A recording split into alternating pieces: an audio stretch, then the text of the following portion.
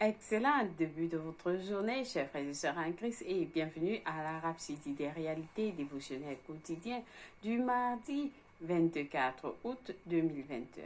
Je suis la sœur Fabienne de Rion, qui vous apporte la parole de Dieu par la Rhapsodie des réalités. Et votre Rhapsodie des réalités dévotionnelles quotidiennes vous donne un pouce pour votre journée et vous donne un sens à votre vie. Amen. Alléluia. Alors la Rhapsodie des réalités dévotionnelles quotidiennes. Votre Rhapsodie des réalités préférée est traduite en plus de 3000 langues et nous comptons encore. La Rhapsodie des réalités. Les paroles qui sont dans la Rhapsodie des réalités vous transforment et vous positionnent à un niveau supérieur et vous développez votre vie spirituelle, vous développez spirituellement. Pendant que vous suivez la Rhapsodie des réalités, vous voyez. Vous voyez qui vous devenez et ce que la parole fait de vous. Parce que lorsque vous suivez la Rhapsodie des réalités, elles ne sont pas juste des mots, elles ne sont pas juste des paroles, mais c'est vous. Vous regardez sur le miroir de Dieu et vous vous voyez. Amen. Alors, votre vie est transformée de gloire en gloire, de succès en succès, de foi en foi, de grâce en grâce, au jour le jour. Et alors, vous êtes transformé de l'intérieur à l'extérieur. Amen. Donc, ne vous déconnectez pas à la Rhapsodie des réalités. Au contraire, soyez connectés à la Rhapsodie et invitez les autres à suivre la Rhapsodie des réalités, où qu'ils soient. Oui, invitez-les. Invitez nombreux à être bénis comme vous êtes bénis. Au nom de Jésus-Christ, Amen, loué soit Dieu. Si vous le faites déjà, continuez plus, faites plus. Et s'il vous plaît, nous avons des vidéos à YouTube. Aimez les vidéos et partagez les vidéos avec les autres aussi. Amen, loué soit Dieu. Alors, nous allons lire notre passage du jour. Nous sommes toujours à notre mois de louange. Louer l'Éternel. Il faut louer l'Éternel à tout moment. Donc, nous allons lire notre passage du jour. Il est intitulé « Ne condamnez pas les autres. Ne condamnez pas les autres. » Parce que il y a kilomètres après ce passage de Matthieu 5, verset 16. Nous lisons notre verset du jour ensemble. Que votre lumière luise ainsi devant les autres, afin qu'ils voient vos bonnes œuvres et qu'ils glorifient notre Père qui est dans les cieux. Alléluia, loué soit Dieu. Alors le pasteur nous dit, dans notre vie, ou dans votre vie, ne vous empressez pas de trouver la faute des autres. Ne vous empressez pas de trouver la faute des autres. Ne cédez pas à l'envie de condamner. Ne cédez pas. La Bible dit dans Acte 10, verset 42, « Établi par Dieu, juge des vivants et des morts. » C'est-à-dire Jésus. La Bible dit que Jésus, le Seigneur Jésus, a été établi par Dieu, juge des vivants et des morts. Alléluia. Alors, lui seul est le vrai juge. Jésus-Christ seul est le vrai juge. Et il est riche en miséricorde.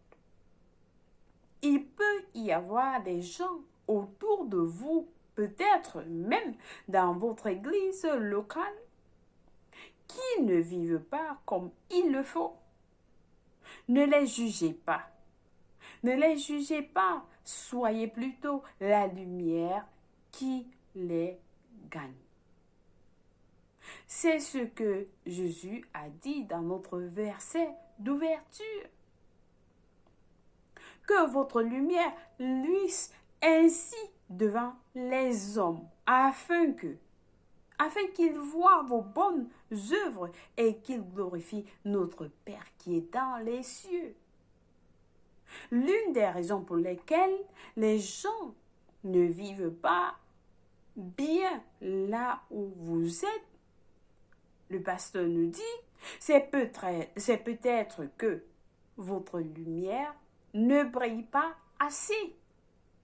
L'une des raisons pour lesquelles les gens ne vivent pas bien là où vous êtes, c'est peut-être que votre lumière ne brille pas assez. Quand un chrétien condamne d'autres chrétiens au sujet de leur mode de vie, il peut penser qu'il est spirituel alors que c'est plutôt l'expression d'une vie charnelle. Ne rejetez pas les gens à cause de leurs erreurs. Jésus a aussi payé le prix pour eux. Jésus a aussi payé le prix pour leurs erreurs. Il a assumé la responsabilité de toutes nos fautes. Amen. Lui seul a le droit de juger. Lui seul a le droit de juger. Pourtant, il ne nous condamne pas. Jésus seul a le droit de juger. Pourtant, il ne nous condamne pas. Donc, s'il ne nous condamne pas, nous ne devons pas condamner les autres. C'est ce que le pasteur nous dit. Nous ne devons pas condamner nos frères et sœurs, nos amis, ou bien nos collègues, parce qu'ils ont fait des erreurs. Jésus aussi est mort pour leurs erreurs. Alors, le pasteur continue en disant, la Bible dit dans Romains 8, verset 1, il n'y a donc maintenant aucune condamnation. Il n'y a donc maintenant aucune condamnation pour ceux qui sont en Jésus-Christ, qui marchent non selon la chair, mais selon l'esprit. Il n'y a plus de condamnation lorsque vous êtes en Jésus-Christ. Maintenant que vous êtes en Jésus-Christ, il n'y a plus de condamnation. Pour ceux qui marchent dans l'esprit, pas dans la chair. Ceci est dit dans Romains 8, verset 1. Alors le pasteur dit, ceux qui ont des pensées charnelles, voient uniquement le mal chez les autres. Ils voient uniquement les mal chez les autres. Lorsque on vous condamne, lorsque les gens vous condamnent, ou alors vous condamnez, c'est parce que vous voyez, vous marchez, vous pensez charnellement. Mais la Bible nous dit, nous sommes des esprits. Alors le pasteur dit, ces gens ont peut-être fait des erreurs. Ils ont peut-être fait des erreurs ou font des erreurs, mais les erreurs peuvent être justes avec Dieu de telle sorte que lorsqu'ils réalisent leurs erreurs et qu'ils sont corrigés, ils se repentent. Ils se repentent rapidement. Donc, lorsque quelqu'un fait une erreur, il reconnaît qu'il a fait une erreur et il est jugé, ou bien on l'a corrigé, il se repent rapidement. David en est un bon exemple. Il a fait quelque chose de mal. Mais il était vraiment repentant et a cherché et reçu le pardon du Seigneur. Vous pouvez lire cela dans 2 Samuel 12, versets 1 à 13. Vous pouvez lire toute l'histoire. Mais ce n'était pas le cas avec Saul. Ce n'était pas le cas avec Saul. Quand Saul fut réprimandé pour ce qu'il avait fait de mal, il se défendit. Et Dieu fut en colère contre lui. Ceci est lu dans Samuel 15. Vous pouvez lire 1 Samuel 15. Lisez 1 Samuel 15 pour comprendre cela. Vous voyez, il y a une comparaison. Le pasteur nous donne le positif et le négatif. L'église locale n'est pas pour les personnes parfaites. L'église locale n'est pas pour les personnes parfaites, mais pour perfectionner les gens. Pour perfectionner les gens. Venez comme vous êtes, et la parole de Dieu vous purifiera. Amen. La parole vous perfectionnera. Les 5 dons du ministère énumérés dans Éphésiens 4, versets 11 à 12 sont pour le perfectionnement des saints en vue de l'œuvre du ministère et l'édification du corps du Christ. Le pasteur nous dit, il y a les 5 dons du ministère énumérés dans Éphésiens 4. Pour question de temps, nous ne pouvons pas lire cela, mais vous pouvez lire cela. Éphésiens 4, versets 11 à 12 sont pour le perfectionnement des saints. Ce sont des dons. Ce sont des dons que Dieu nous a donnés pour le ministère, pour l'œuvre du ministère, pour l'édification du corps du Christ que nous sommes.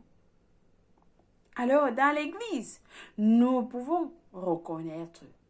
Dans l'Église, nous pouvons reconnaître quand les gens font quelque chose de mal.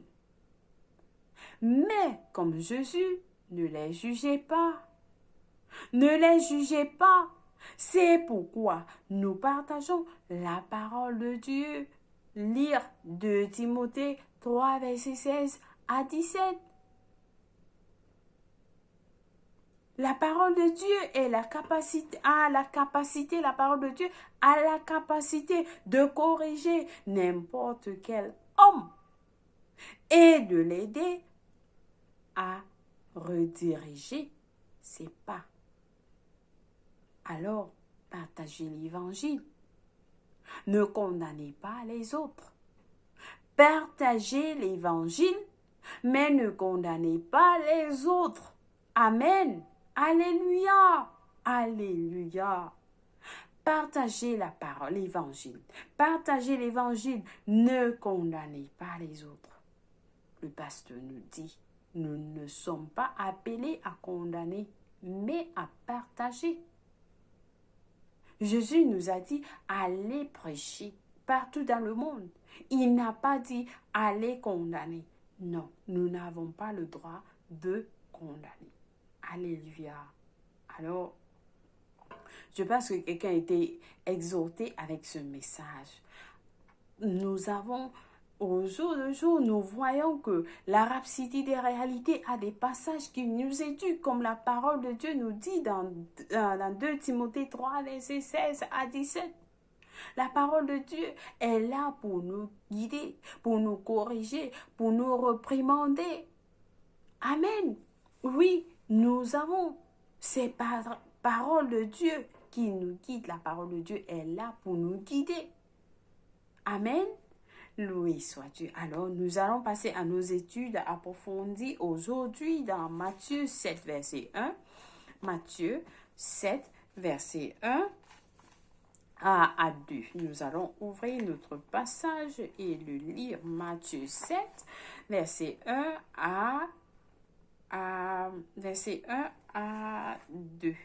Une minute, je vous en prie. Donc, nous lisons Matthieu 7, verset 1. Le verset 1 nous dit, « Ne jugez point afin que vous ne soyez pas jugés.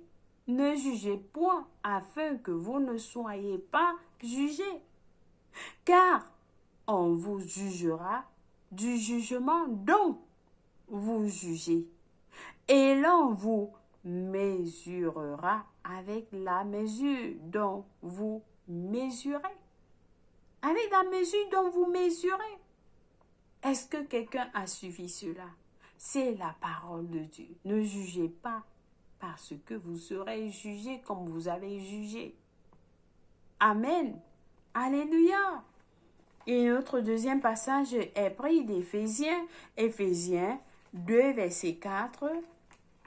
Éphésiens 2, verset 4 à 5, nous le lisons, qui nous dit, mais Dieu, qui est riche en miséricorde, à cause du grand amour dont il nous a aimés, nous qui étions morts par nos offenses, nous a rendus à la vie avec Christ.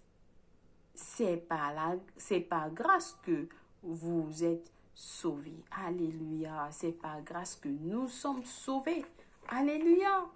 Et notre dernier passage est tiré de Luc 6, verset 37. Luc 6, verset 37 nous dit, « Ne jugez point et vous ne serez point jugés. Ne condamnez point et vous ne serez point condamnés. Absolvez et vous serez absus. Donnez et il vous sera donné. » Alors, c'était jusqu'au verset 37. Donc, c'est juste, ne jugez point et vous ne serez point jugés. Ne condamnez point et vous ne serez point condamnés. Absolvez et vous serez absous. Amen. Alléluia. Loué soit Dieu. Alors, quelqu'un a été édifié aujourd'hui avec ce message. Si jamais il vous est arrivé par erreur, le Seigneur va vous comprendre. Et il faut que maintenant vous corrigez cette erreur. Vous corrigez, que vous cessez de faire ce que vous avez fait auparavant. Et maintenant, appliquez ce que vous avez appris aujourd'hui. Amen. Loué soit Dieu. Alors, nous passons à notre confession du jour. Nous allons prier avec tout cœur, avec passion, cette confession. Nous allons dire, l'amour de Dieu est répandu dans mon cœur par l'Esprit Saint, grâce à qui je traite avec tout ce qui m'entoure, avec amour, compassion et grâce. Je vois le meilleur dans les gens. Et par l'Esprit, je suis capable de les impacter avec la grâce et la gloire du Christ. Ma lumière brille si puissamment et attire les hommes à la justice de Dieu, exprimée à moi et à travers moi. Au nom de Jésus, Amen. Loué soit Dieu. Alléluia. Alléluia. Est-ce que quelqu'un a été béni? Oui, je pense que vous avez été béni aujourd'hui. Laissez que l'amour de Dieu soit dans votre cœur. Et vous aimez les autres. Vous les aimez comme Dieu vous aime. Amen. Loué soit Dieu. Alléluia. Alors, nous avons des études bibliques aujourd'hui de un an à lire dans 1 Corinthiens 9. Et le psaume 128 au psaume 134. Et puis, pour la lecture biblique de 2 ans, nous avons à lire, ou vous avez à lire, Luc 18, verset 28 à 34 et 1 Samuel 11 à 12. Alléluia. Alors, nous passons directement à la prière du salut. Si vous n'avez pas encore donné votre vie en Christ, nous vous parlons des derniers moments. Jésus-Christ arrive bientôt. Alors, chers frères et sœurs, nous appelons, comme Jésus nous a dit de prêcher. Il nous a demandé d'atteindre tous les hommes. Les hommes, la parole nous dit, Jésus-Christ, c'est le chemin, la vérité et la vie. Et aucun homme sous le ciel n'est sauvé que par lui. Alors, si par hasard vous n'avez pas encore donné votre vie en Christ, voici votre opportunité. Priez cette prière avec moi et Dieu va vous écouter. Alors nous prions en disant, ô Seigneur Dieu, je crois en Jésus-Christ de tout mon cœur, le Fils du Dieu vivant. Je crois qu'il est mort à la croix pour moi et Dieu l'a ressuscité des morts. Je crois qu'il est en vie aujourd'hui. Alors je confesse avec ma bouche que Jésus-Christ est le Seigneur et le Sauveur de ma vie. À partir d'aujourd'hui, par lui et par son nom, j'ai reçu la vie éternelle. Dans mon esprit par la foi, je suis né de nouveau. Je suis désormais un enfant de Dieu. Merci Seigneur Jésus d'avoir sauvé mon âme. À partir d'aujourd'hui, j'ai décidé de te suivre en avant pour toujours, en arrière pour jamais. Fais de moi, Seigneur, tout ce que tu veux. Ôte de moi tout ce qui n'est pas de toi et mets en moi tout ce qui est de toi, Seigneur. Je vais te servir tous les jours de ma vie. Au nom de Jésus, Amen, loué soit Dieu. Alors si vous avez prié cette prière, je vous rassure, Dieu vous a écouté et il vous a répondu. Alors vous êtes la bienvenue dans le royaume de Dieu. Oui, les anges célèbrent votre arrivée dans les cieux, car la Bible nous le dit ainsi. Lorsque un pécheur donne sa vie en Christ, les anges, il y a la célébration dans les cieux. Alors, vous êtes bénis, vous êtes bienvenus dans la grande famille de Dieu. Et nous vous accueillons, nous vous souhaitons la bienvenue. Alléluia, Amen, loué soit Dieu. Alors, chers frères et sœurs, soyez bénis au nom de Jésus-Christ. Nous souhaitons un joyeux anniversaire à quelqu'un de spécial aujourd'hui. Si c'est votre anniversaire, nous vous souhaitons un excellent, merveilleux, glorieux anniversaire. Que la main de Dieu soit avec vous. Et passez cette journée dans la paix, la joie, l'amour. Et sachez que vous êtes spécial. Oui, Jésus vous aime tel que vous êtes. Amen. Loué soit Dieu. Alors, chers frères et sœurs, une fois de plus, merci d'avoir suivi la Rhapsodie des réalités dévotionnelles quotidiennes du mercredi 24 août 2021. Je suis la sœur Fabienne. Je vous aime et Dieu vous aime plus. Au revoir.